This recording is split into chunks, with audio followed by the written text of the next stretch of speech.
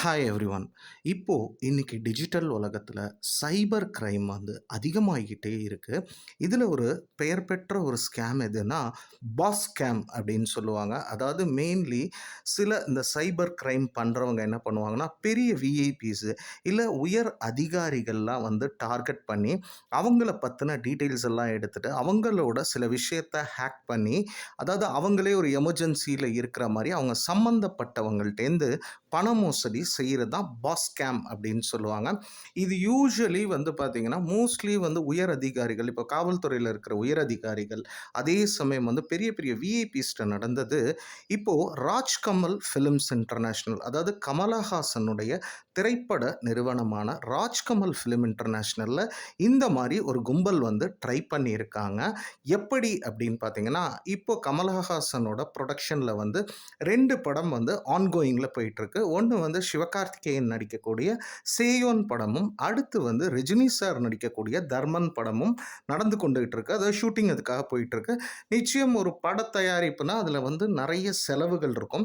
இதை புரிஞ்சுக்கிட்ட சில கும்பல், இந்த மாதிரி ஸ்கேம் பண்ணுற கும்பல் என்ன பண்ணியிருக்காங்க, இவங்கள்ட்ட இப்போ பண ஃப்ளோ இருக்கும்னு சொல்லி, அதாவது எங்கேருந்து வந்து அந்த ஃபிலிம்ஸுக்கு வந்து இந்த ப்ரொடக்ஷனுக்கெல்லாம் பணம் ரிலீஸ் ஆகுதோ அந்த சம்மந்தப்பட்ட பர்சனை பற்றின டீட்டெயில்ஸை வந்து த்ரூ இணையதளம் மூலியமாக, அதாவது ஃபேஸ்புக்காக இருக்கலாம், லிங்க்டின் மூலியமாக இருக்கலாம், அது மாதிரி அவரோட டீட்டெயில்ஸு எல்லாத்தையுமே வந்து எடுத்து வச்சுட்டு சைபர் கிரிமினல்ஸ் என்ன பண்ணியிருக்காங்கன்னா, யார் மூலியமாக ராஜ்கமல் ஃபிலிம் இன்டர்நேஷ்னல்லேருந்து பணம் ரிலீஸ் ஆகுதோ அவங்களுக்கு வந்து சில மெசேஜஸ் வந்து அனுப்பி எமர்ஜென்சியாக ஒரு 38,00,000 ரூபா, அதாவது 38.5 லேக்ஸ் வந்து வேணுங்கிற மாதிரி மெசேஜாக இது பண்ணியிருக்காங்க.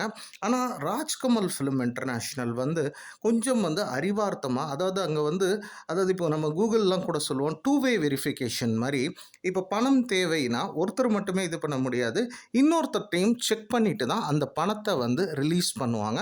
அப்போ அதாவது மேக்கர் செக்கர்னு சொல்லுவாங்க. அதாவது இப்போ ஒருத்தங்கள்ட்ட இவங்க சைபர் கிரிமினல்ஸ் மெசேஜ் கொடுத்தவங்க இன்னொருத்தர் அப்ரோச் பண்ணி கேட்கும்போது இது வந்து வேற நம்பராக இருக்கே அப்படிங்கிற மாதிரி ஒரு டவுட் வருது, புதுசாக இருக்குங்கன்னு டவுட் வருது, சந்தேகிக்கிறாங்க Rajkamal films இன்டர்நேஷ்னல்லேருந்து.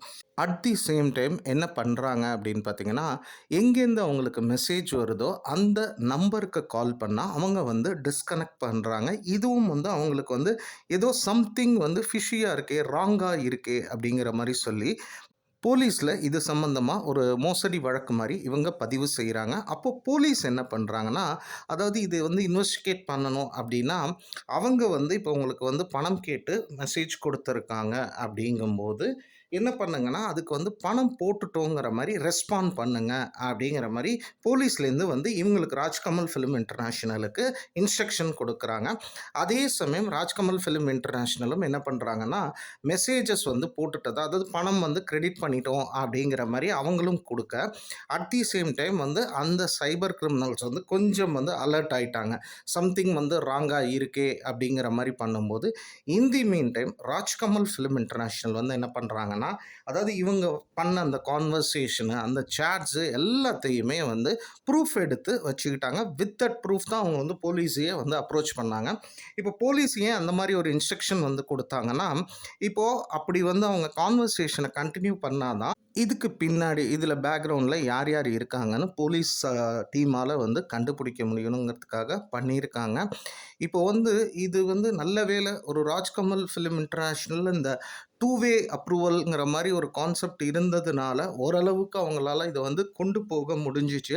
When it comes to common public, so பணம் ட்ரான்ஸ்ஃபர் பண்ணும்போதும் சரி, டிஜிட்டலில் பணப்பரிவர்த்தனை செய்யும் போதும் சரி, கவனமாக இருக்கணுங்கிறது இது நமக்கு உணர்த்தது.